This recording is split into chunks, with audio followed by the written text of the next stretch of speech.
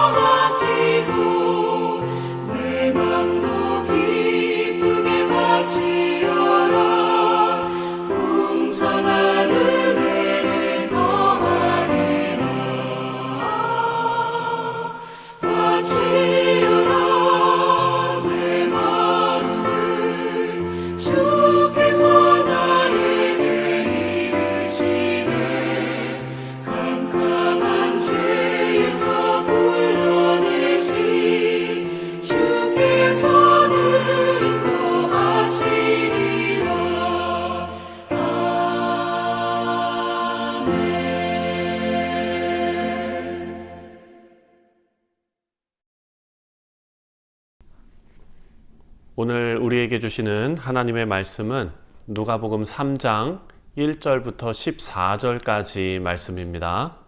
제3장 디베르 황제가 통치한 지 15해 곧 본디오 빌라도가 유대의 총독으로 헤롯이 갈릴리의 분봉왕으로 그 동생 빌립이 이두레와 드라고니 지방의 분봉왕으로 루사니아가 아빌레네의 분봉왕으로 안나스와 가야바가 대제사장으로 있을 때에 하나님의 말씀이 빈 들에서 사가랴의 아들 요한에게 임한지라. 요한이 요단강 부근 각처에 와서 죄 사함을 받게 하는 회개의 세례를 전파하니 선지자 이사야의 책에 쓴 바 광야에서 외치는 자의 소리가 있어 이르되 너희는 주의 길을 준비하라. 그의 오실 길을 곧게 하라. 모든 골짜기가 메워지고 모든 산과 작은 산이 낮아지고 굽은 것이 곧아지고 험한 길이 평탄하여질 것이요 모든 육체가 하나님의 구원하심을 보리라. 요한이 세례 받으러 나아오는 무리에게 이르되 독사의 자식들아, 누가 너희에게 일러 장차올 진노를 피하라 하더냐? 그러므로 회개에 합당한 열매를 맺고 속으로 아브라함이 우리 조상이라 말하지 말라. 내가 너희에게 이르노니 하나님이 능히 이 돌들로도 아브라함의 자손이 되게 하시리라. 이미 도끼가 나무 뿌리에 놓였으니 좋은 열매 맺지 아니하는 나무마다 찍혀 불에 던져지리라. 그러면 우리가 무엇을 하리이까? 옷 두 벌 있는 자는 옷 없는 자에게 나눠줄 것이요 먹을 것이 있는 자도 그렇게 할 것이니라. 세리들도 세례를 받고자 하여 와서 이르되 선생이여, 우리는 무엇을 하리이까? 부과된 것 외에는 거두지 말라. 군인들도 물어 이르되 우리는 무엇을 하리이까? 사람에게서 강탈하지 말며 거짓으로 고발하지 말고 받는 급료를 족한 줄로 알라. 할렐루야, 우리 사랑하는 성도님들, 오늘 우리가 묵상할 본문 말씀은 세례 요한이 전파하는 그 내용들, 그리고 세례 요한의 사역들에 대해서 오늘 말씀이 증거하고 있습니다. 세례 요한이 공적으로 사역을 시작하는 장면입니다. 자, 구약의 마지막 선지자가 말라기, 그 말라기 이후에 약 400년 동안 이스라엘에는 하나님의 예언자가 없었지요. 하지만 하나님의 때가 이르자 광야에서 외치는 소리, 한 사람의 음성이 들려오는 겁니다. 그리고 이 요한은 메시아의 오심을 준비하는 그런 사명을 받은 사람이었습니다. 세례 요한의 사역은 어떤 그냥 설교를 하는 것이 아니라 그 설교의 메시지는 회개를 촉구하고 백성들에게 변화된 삶을 요구하는 그런 메시지였습니다. 자, 오늘 우리가 이 말씀을 묵상하면서 회개에 대해서 다시 한번 생각해보고 또 회개의 열매, 그 열매 맺는 삶이 무엇인지 오늘 본문이 우리에게 주는 교훈을 함께 생각해 보도록 하겠습니다. 자, 먼저 세례 요한의 등장, 그리고 세례 요한의 사명이 이제 나옵니다. 먼저 1절 말씀을 보면 디베료 황제가 통치한 15해에 이렇게 나옵니다. 자, 하나님의 때에 세례 요한이 등장했다. 누가는 당시에 어떤 그런 정치적인 그리고 종교적인 이런 지도자들의 이름을 쭉 지금 나열하고 있습니다. 오늘 본문 말씀을 보면 디베료 황제가 통치한 지 15해, 곧 본디오 빌라도가 유대의 총독으로, 헤롯의 갈릴리의 본분 왕으로, 동생 빌립이 이두레와 드라고닛 지방의 분봉 왕으로, 루사니아가 아빌레네의 분봉 왕으로, 이렇게 쭉 그 당시에 정치적으로 종교적으로 지도자급이었던 그런 사람들의 이름을 쭉 나열하면서 이 사건에 대한 역사적인 배경을 아주 명확하고 정확하게 지금 제시하고 있습니다. 세례 요한이 어떤 그냥 사람들의 그 구전으로 전해져 왔던 어떤 신화적인 인물이 아니라 실제 역사 속에서 사역했던 하나님의 사람이었다라는 것을 지금 강조해 놓은 것입니다. 자, 2절 말씀을 보면 빈들에서 외치는 소리다. 빈들에서 사가랴의 아들 요한에게 임한지라. 하나님의 말씀이 그렇게 임했다라고 증거하고 있는데요. 하나님께서는 로마 황제나 어떤 유대의 지도자들에게 말씀을 주신 것이 아니라 광야에서 하나님 앞에 준비된 한 사람, 바로 세례 요한에게 하나님의 말씀을 주셨다라는 것을 우리가 알 수 있습니다.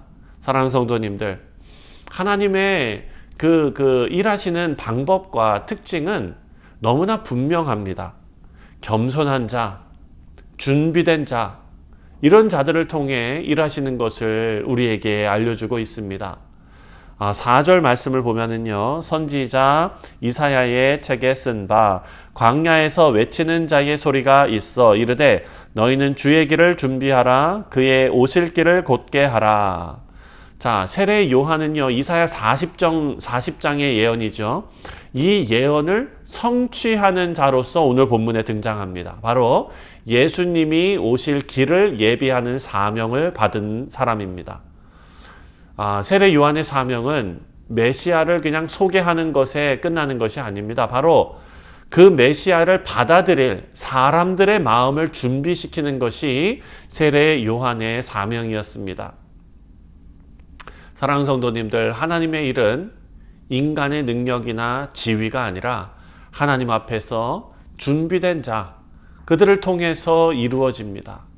사랑하는 성도님들, 우리도 세상의 조건이 아니라 하나님 앞에서 준비된 자로 살아가야 될 줄 믿습니다. 그렇게 살아가시는 우리 모두 되시기를 주님의 이름으로 축원드립니다. 자, 이제 7절부터 9절까지 말씀을 보면은요, 먼저 7절에 이렇게 기록해 놓았습니다. 요한이 세례 받으러 나오는 무리에게 이르되 독사의 자식들아 누가 너희에게 일러 장차 올 진노를 피하라 하더냐. 자, 세례 요한은요, 회개하지 않고 단순히 그냥 세례를 받으러 오는 유대인들을 향해서 지금 뭐라고 얘기했냐면 독사의 자식들아 라고 강하게 책망을 했습니다. 이것은 어떤 감정적인 비난이라고 볼 수는 없습니다. 그 사람들이 진정한 회개 없이 형식적인 신앙생활을 하고 있었다라는 것을 지적하고 있는 것입니다. 8절 말씀을 이어서 보면 그러므로 회개에 합당한 열매를 맺고 속으로 아브라함이 우리 조상이라 말하지 말라. 유대인들은요, 그들이 아브라함의 후손이라는 어떤 혈통적인 자부심이 있었지 않습니까? 세례 요한은 그것이 구원의 조건이 아니다 라고 강조하고 있는 것입니다. 어떤 혈통이나 종교적인 배경, 실제로 변화된 삶을 살아야 하는데 그런 것만 붙잡고 있는 것이죠. 오늘날 그리스도인들을 따지면 우리가 4대째 믿는 집안, 5대째 믿는 집안, 모태신앙, 이런 것이 중요한 것이 아니라는 것입니다. 실제로 변화된 삶을 살아야 한다. 사랑하는 성도님들, 우리가 이 말씀을 묵상하면서 우리 자신을 돌아보며 실제로 말씀으로 변화된 삶을 살아가는 복된 백성들 되시기를 주님의 이름으로 축원드립니다.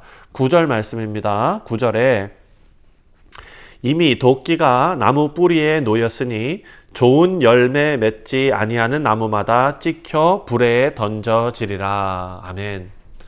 세례 요한이요, 신앙 고백을 하는데 실제 삶에서 변화된 열매를 맺어야 한다라고 지금 강조하면서 하나님이 심판이 임박했다라는 것을 경고하고 있습니다. 참된 회개가 없는 자들은, 다시 말해서 마음을 기경하지 않은 자들은 결국 멸망하게 될 것이다 라는 말입니다. 사랑하는 성도님들, 참된 신앙은 삶의 열매로 증명된다는 것을 우리는 기억해야 합니다. 우리의 신앙은 교회 출석, 어떤 종교적인 행위, 어떤 사역을 얼마나 열심히 하는가, 이런 것에 결정되는 것이 아니라 참된 신앙은 우리 삶에서 변화된 모습을 통해 증명이 된다라는 사실입니다. 그리고 10절 말씀을 또 보면 10절에 무리가 물어 이르되 그러면 우리가 무엇을 하리이까 이렇게 말합니다. 우리가 무엇을 하리이까? 이 회개는 구체적인 실천이 필요하다는 것이죠. 백성들은 자신들의 삶에서 어떻게 변화되어야 하는지를 세례 요한에게 지금 물어보고 있습니다. 세례 요한은 그들의 상황에 맞는 구체적인 적용을 지금 알려주는데요. 자, 11절 말씀을 보니까 대답하여 이르되 옷 2벌 있는 자는 옷 없는 자에게 나눠줄 것이요 먹을 것이 있는 자도 그렇게 할 것이니라. 자, 회개는 그냥 내가 잘못한 거 후회합니다, 이런 감정적인 문제가 아니라 실제 삶에서 사랑과 나눔의 행위로 나타나야 한다라는 것이죠. 그리고 12절입니다. 12절에 세리들도 세례를 받고자 하여 와서 이르되 선생이여 우리는 무엇을 하리이까 하매. 자, 요한이 이르되 부과된 것 외에는 거두지 말라라고 말합니다. 세리는요, 당시 사회에서는 어찌 보면 부정한 직업이었죠. 마태도 그런 사람 아니었습니까? 세례 요한은 그들에게 직업을 버리라고 하지 않고 정직하게 일하라 라고 가르쳤습니다. 여러분, 이거 얼마나 중요한 말입니까? 신앙은 우리가 하고 있는 일 다 팽개치고 기도원 들어가서 혹은 교회에서 24시간 종교적인 활동만 하는 게 신앙이 아닙니다. 우리가 일상 속에서 정직하고 공의롭게 살아가는 것이 더 중요한 신앙생활인 줄 믿습니다. 14절을 보니까 군인들에게 말합니다. 14절에 군인들도 물어 이르되 우리는 무엇을 하리이까 하며 이르되 사람에게서 강탈하지 말며 거짓으로 고발하지 말고 받은 금조를 족한 줄로 알라 하니라. 군인들에게 권력을 남용하지 말고 정직하게 살아갈 것을 요구합니다. 각자의 삶의 자리에서 하나님의 뜻에 합당한 삶을 사는 것이 회개의 열매다라는 것을 우리에게 구체적으로 알려주고 있는 것입니다. 사랑하는 성도님들, 신앙은 감정적인 고백이 아니라 우리 행동과 태도의 변화로 이어져야 한다라는 것을 세례 요한이 지금 우리에게 알려주고 있습니다. 말씀을 맺습니다. 우리 사랑하는 성도님들, 오늘 본문은 우리에게 참 중요한 영적인 교훈들을 주고 있습니다. 먼저 세례 요한이 어떻게 쓰임 받았습니까? 바로 준비된 자를 사용하신다. 세례 요한은 광야에서 준비되었습니다. 하나님께서는 그를 사용하시고 우리도 하나님 앞에서 준비된 자로 쓰임 받기를 간절히 축원드립니다. 두 번째로 참된 신앙은 그 모습이 아니라 삶의 열매로 증명된다라는 것이죠. 신앙 고백이 그냥 우리가 입으로 하는 신앙 고백이 아니라 태도와 행동이 변화받는 그런 신앙 고백이 되기를 바랍니다. 마지막으로 회개는 구체적인 실천이 필요하다라는 것을 말씀이 우리에게 알려주고 있습니다. 무리가 물어서 우리가 무엇을 하리이까? 세리들도 물어보고 군인들도 물어보았습니다. 하나님께서는 우리의 일상 속에서 공의와 사랑을 실천하는 회개의 삶을 원하십니다.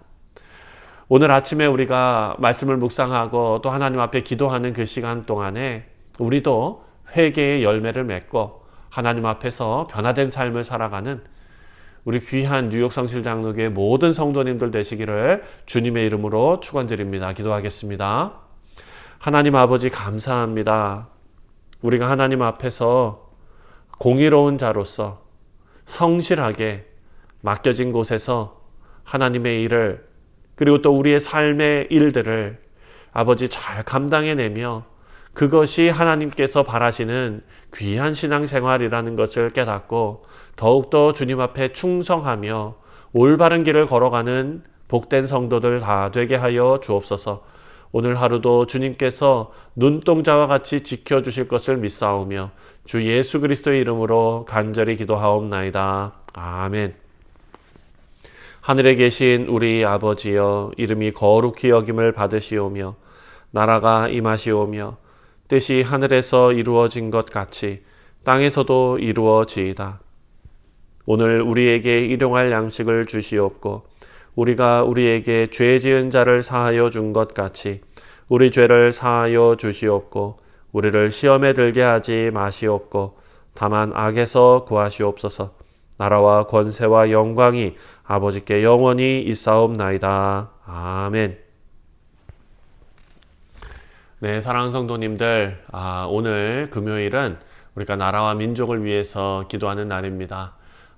우리 미국 땅을 위해서 기도하시고 또 두고 온 조국 대한민국을 위해서 기도하시고 또 하나님께서 위정자들을 정말 붙잡아 달라고 위해서 기도해 주시고 또 우리가 하나님의 뜻을 잘 받들어 이 땅에서 온전히 신앙으로 세워지는 그런 삶을 살아야 될 줄 믿습니다. 우리가 먼저 신앙으로 굳게 설 수 있도록 위에서 함께 기도하도록 하겠습니다. 다 같이 기도합니다.